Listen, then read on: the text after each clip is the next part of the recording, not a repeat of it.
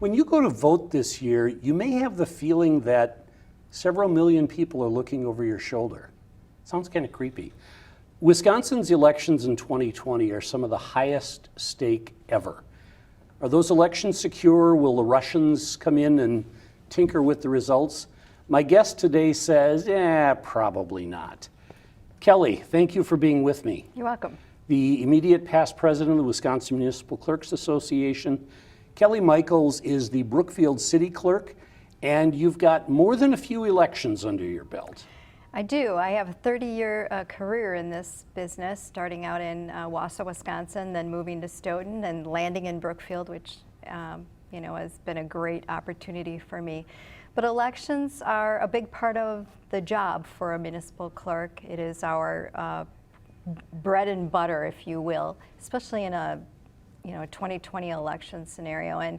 And security has been on the forefront of a lot of minds lately, and I think that was kicked off with the 2016 elections and the 2017 news that the Russians tried to hack into our elections, and that became big news. Is that likely to happen? They weren't successful then, and we've gotten even better now because the state has really put a lot of resources into making sure the statewide voter registration system is as beefed up as it can be. On top of that, that's registrations, and we certainly use that information for our poll list and these types of things, and we do have backup files. But that's not the actual vote tally. It's not the voting equipment, and the reason the voting equipment is great in Wisconsin is because we're not all the same. We don't have all the same equipment across the state. Some of us don't have equipment at all. And so that equipment is not live on the internet when it's in use. Some of us modem our results, and during that modeming, there's a brief moment through the phone lines. You're online briefly. You're online briefly, yeah. But we don't all modem at the same time. We don't all modem. So there's 1,850 municipalities, and while we're all following the same law, we don't do it the same way, which is a hacker's nightmare, right? Kelly, the reason Kelly is our guest is she wrote an article in the January issue of the Municipality. And when I read the article, I came away thinking, okay, I thought I knew how we did elections here. Obviously, I don't know anything. We don't do it the same in Brookfield as we do in Stoughton, as we do in Wausau, as we do in Cronin-Wetter. Right. So why not? Well, it's a misnomer that, there's uniformity in process. There's uniformity in law. So we all follow the same laws of the state related to elections, but it doesn't make sense to apply processes that you're using in, say, Milwaukee to, maybe a small community of 200 residents in northern Wisconsin. It would be overkill. And of course their processes would be woefully too small and not involved enough for Milwaukee. So you have to take into consideration that municipality and what are they dealing with? Are they dealing with 200 voters, or are they dealing with 200,000 voters? Right. And so you apply processes based on that. And that's the same reason why some communities don't have equipment. It's very easy for them to count the small number of ballots that they have by hand. And so just to put money and their resources in their community that could go to fixing roads, into election equipment that's just not used very often. It sits in a closet most of the time. It does, yes. So it wouldn't be appropriate. And so equipment is one of those things. While the state and the federal government certify the equipment that we have, it's not required that you use it. Same thing with like Badger books, electronic poll books. We found that it's logistically it's more difficult for the use of those in large operations where you're using all those public buildings, because you have to set them up ahead of time, and then how do you secure that equipment? And if it's not your building to begin with, the logistics is very difficult. But if you are a community that, it's your city hall and that's where you have voting, and, the clerk can go down there and set up that equipment and the local area network and the printers and get everything ready, it works a little bit better. So again, those equipment, that electronic poll book, they're not used in every community across the state. We're all a little bit different in how we get to the end goal. Well, and that's, I know when you and I talked about this before the show, a lot of people pick on Wisconsin because we have all these little local governments. It seems we have a lot of them. Didn't I see a statistic somewhere that 1 out of every 6 poll workers is in Wisconsin? Yeah, I don't see that as a weakness. It really is a strength because, again, if you look at hacking or those types of activities, bad actors out there, they would have to infiltrate 1,850 municipalities, not knowing how they do things. And everybody does it a little differently. And right, so it's really a strength that we have in the bottoms-up approach versus, you know, one person at the top, you know, providing information down. It's just more difficult. What about absentee ballots and the way those have to be processed? That's a bit of a challenge. I know in the magazine there's a picture of, is it Brookfield? Where there are just stacks and stacks and stacks. More and more people are voting absentee. Is that process secure? Well, the biggest it's secure, problem, but it is, but ballot integrity is a concern because 30 years ago when I started, the process is exactly the same way as it is today. But back then, you had to have a reason to vote absentee. And so, you know, you got your mail ballots in and a few people trickled in and, you know, you added them in and you had this poll worker process. And it was not a significant part of election votes. It was a very small percentage. I think it was early 2000, the law changed where you can vote absentee for any reason. And over the past 20 years, that has really caught on. You know, parties have promoted it, outside interest groups have promoted it, and it's just everywhere. And now the numbers, 2016, we saw 847,000 absentee voters, and of that, 80% of those were coming to the municipal clerk's office and voting right in person. But we never changed the process. So we still handled whether you were standing in front of us or whether your ballot was coming through the mail. We handled it like a mail process.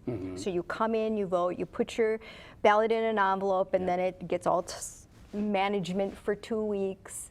Because you have to lock it up somewhere. You lock it up, but every day you bring those bins out because you got more ballots, and you got to sort them alphabetically in by wards. So I have 25 wards, so I have 25 bins, and I just keep, you know, putting more ballots into the bins.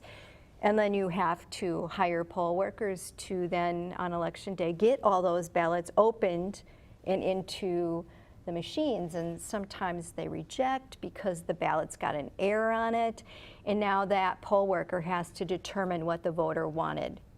And so what the municipal clerks of Wisconsin have asked the legislators to do is to pass a law. It's called AVO, Absentee Voting Efficiency Option, whereby instead of the voter putting their ballot in an envelope and having all that middleman process, the voter would feed it into a voting machine. Which is just there, it's not doing anything anyway. Right, it's just there, you already own it, and so then that machine would hold it in its memory until the polls close on election day. So if you're talking about 2016, that would have been 600,000 ballots that would have been fed in, leaving you about 200,000 statewide to feed. Now, 2020, they're saying 1 million ballots. So what used to be an insignificant amount has now grown to a very large number that, if you're talking ballot integrity, you would want to cut out that middleman process. Right, you would not want ballots not laying around, but even secured, locked in a closet, they're being moved around. Sure, but it's it's not just that. Is, you know, if you have bad actors out there, the opportunity to tamper, because your poll workers have pens, If you're doing a central count, the law says you're supposed to write the voter's number on the ballot. So it's not unusual to see poll workers writing on ballots to discern whether that is a tampering event or a legitimate event. An actual mark, right. Where they're writing somebody's, it's very difficult if you're looking at, just not to pick on Milwaukee or Madison, but these are very large operations where they have a warehouse and they'll have 90-some teams and 10 supervisors. And while, you're watching, the point is it's not unusual to see someone write on a ballot. So now from across the room you have to determine, are they making a little, right. Are they filling in an oval? Or on the opposite end, are they taking away someone's vote by overvoting it, filling in, the other candidate to overvote it so that that vote's tossed?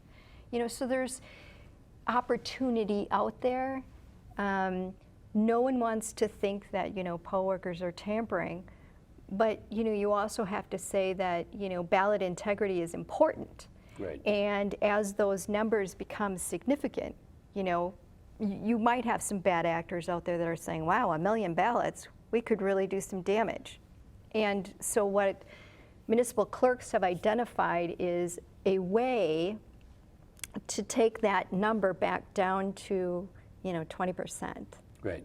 And so I think it's a good law. On top of that, it has some other benefits. So you as a voter, you feed the ballot in yourself, then your vote got it. It went into the machine, right? It didn't get rejected, get lost, didn't get damaged, right?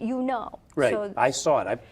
yep, I so, fed it there myself, and right, my tie didn't go with it. Exactly, voter confidence goes up.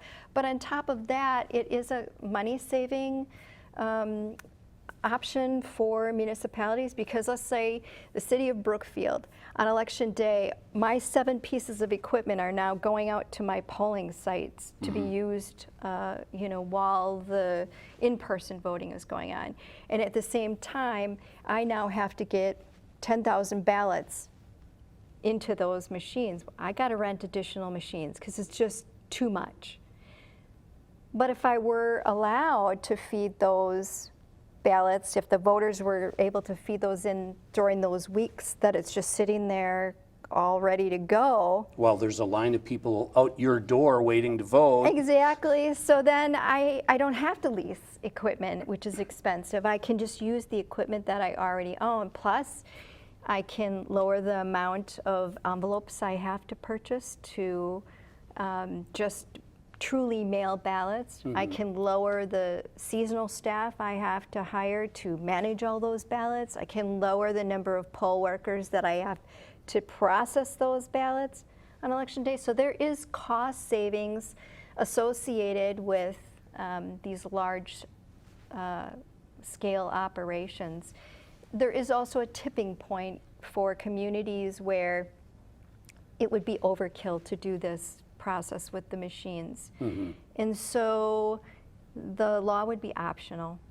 The local control, the municipal elected officials would decide whether it's beneficial or not. Right.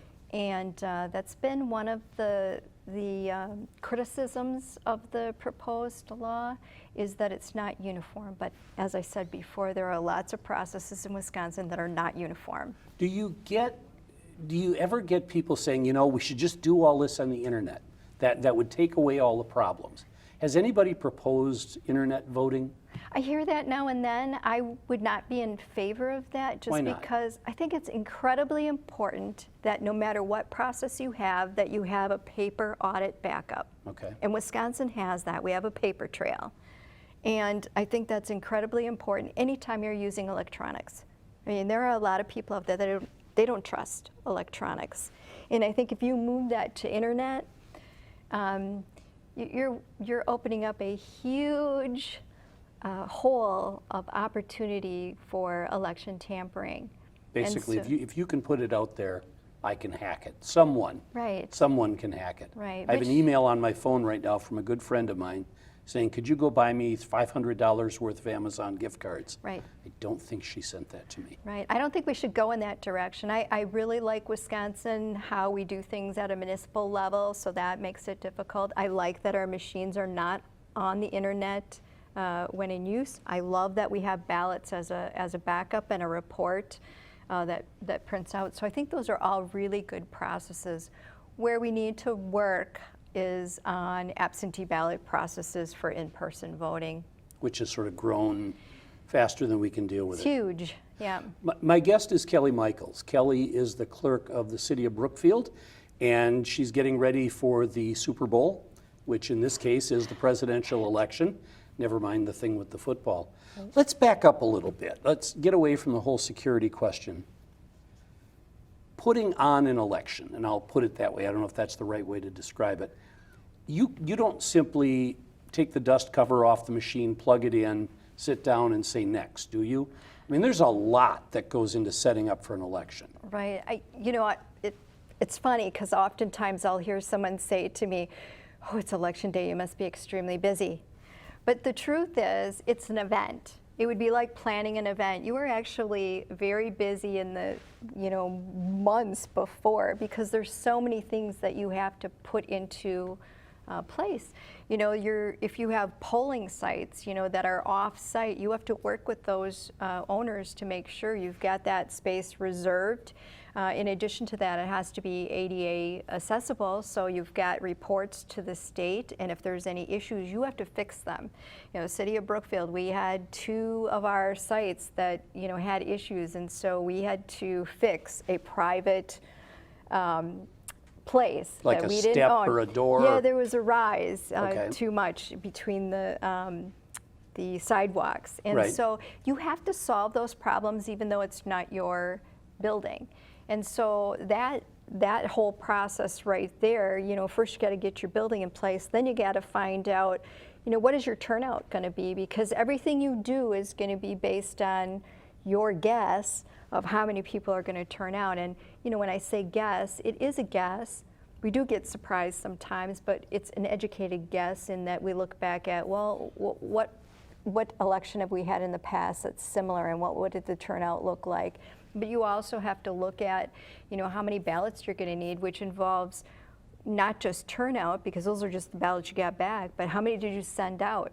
How many did you waste? And is the ballot complicated? Are you going to get, a lot of waste, in the elections? So you're making these projections, and that's going to tell you how many workers you need to, put into place. And then, of course, you have to train them on whatever job they're going to be doing. How many poll workers do you have to hire and train in Brookfield? So my target is 200. 200 people? Yeah, I currently have 175, and I offer shifts, and I have 7 polling sites. So what happens is, obviously spring is difficult because a certain number of them are snowbirds. And then you get, I got a call today, I have a couple that, one of them is suffering some health problems and the other one's having their knee replaced. And so.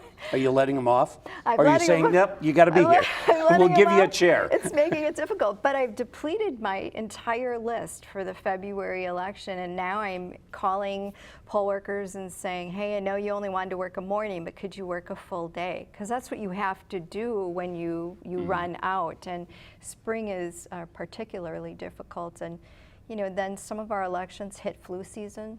On the Monday before the election, I get a lot of calls. I'm sick, I can't come in, and then I scramble and I, try to find people. And I brought people in that have never worked before and trained them on a Monday afternoon, and they worked on Tuesday. So these are the things that you do when you're planning any event, right? Things come up, and then you have to solve that problem because the voters are coming tomorrow, and that's not going to stop. So you have to be very agile on your feet as far as solving whatever problem there is. Is there, some of Wisconsin's elections are nonpartisan, like the spring elections, city council, and then the statewide elections, presidential elections, legislative, those are partisan.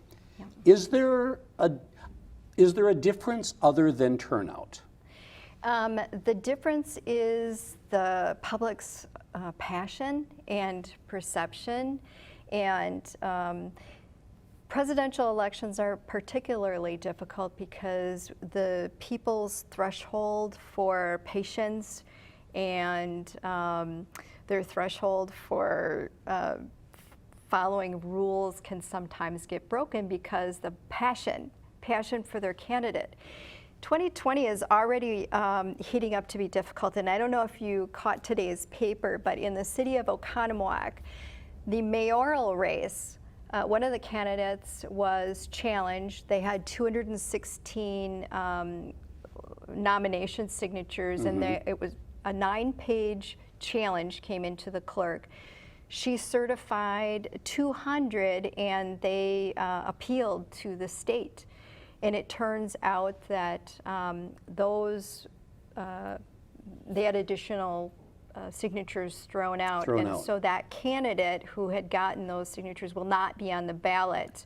But aren't you printing your February ballots any day now? We are, but You go back with whiteout, or no, how do you do this? No, they'll have to program, they'll have to notify the county, and they'll have to, they're doing the programming right now. But the sad thing about that is it's a mayoral race, 3 candidates, one's out now. And that candidate, it was published in the paper that the challenger was being helped by the Democratic Party. Now, a mayoral race is not a partisan race. Right. But you can see that in a presidential year, partisan politics are starting to play in a even in local races. In a local race, and that's what I mean by that. It just raises the level. You get more complaints, you get more criticism. There's just more of everything. Well, and you have voter registration drives. You do. And do those? I understand those can be uneven. Some of those are really well done, they're professionally managed.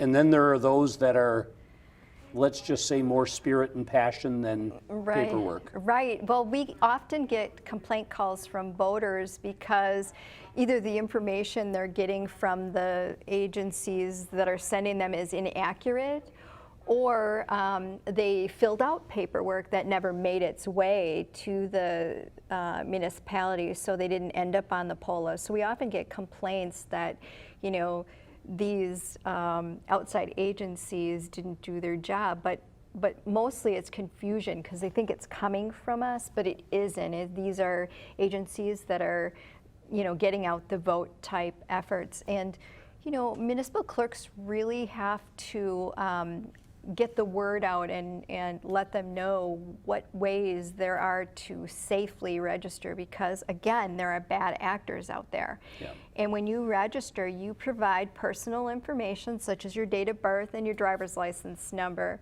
And so I don't know what happened to the information that my voters gave out that never made it to me, but it was definitely concerning for them. So voter beware. We do voter beware campaigns out on our website to say, okay, you can register online with My Vote, you can register by mail, our forms are posted, and you can come into our office. That's safe. That's safe for you. Giving your personal information to someone you don't know is never a good idea. Yeah. And don't buy Amazon gift cards for someone from Nairobi. Exactly. Taking a breath, my guest is Kelly Michaels, the Brookfield City Clerk. I should tip my hat to the Watertown TV people, Karen and the rest of the crew that are helping us. Mayor McFarland is with us in the audience. Thank you, Mayor, for letting us use your space. And The Local Perspective is a production of community television stations throughout Wisconsin. Today we're talking about the big event, the election. Are you a superstitious person? Because I've got to be careful with my next question. No. Okay, what's your worst nightmare?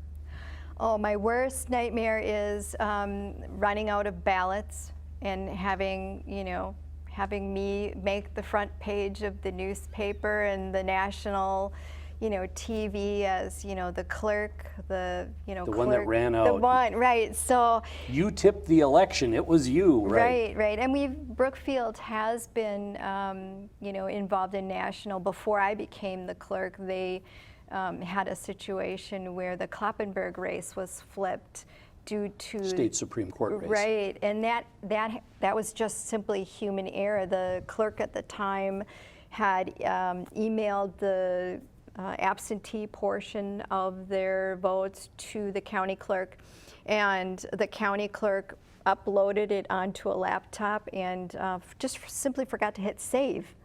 So when it was late in the evening, she forgot to hit save. So when she posted the results the next day, the results did not include the absentee. And of course, it was caught. Right, the system caught that mistake, as I recall. Right, and then of course there was a delay in reporting and some other things. But yeah, that made big news. And when I became the clerk, of course, they told me about it. I didn't really hear. What's the big deal? Oh, now I... Right, and so, you know, I was told, we never want to have that happen again. And I'm like, so that would be my nightmare, that happens again, just because, you know, when I was hired, they, you know, was told they didn't want it to happen. So, Yes. thank you. Will you promise never to let this happen? You can have the job. Right. So when I read your article, it was interesting to me that if you have a polling place that's adjacent to student housing or other apartment buildings where you expect a high number of transients, that perhaps you may be ready for more on-site registrations. How do you learn all of this stuff? I mean, do the clerks have a Bible that says, here are the 10 things you need to know, or do you just learn it the hard way?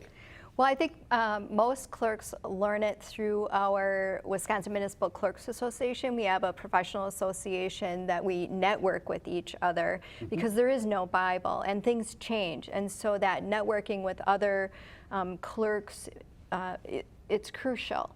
And so when a new clerk comes in, our association not only educates, but let's say you've missed the conference or you've missed the opportunity for education and maybe you don't get an opportunity for 4 months, we have a mentoring program.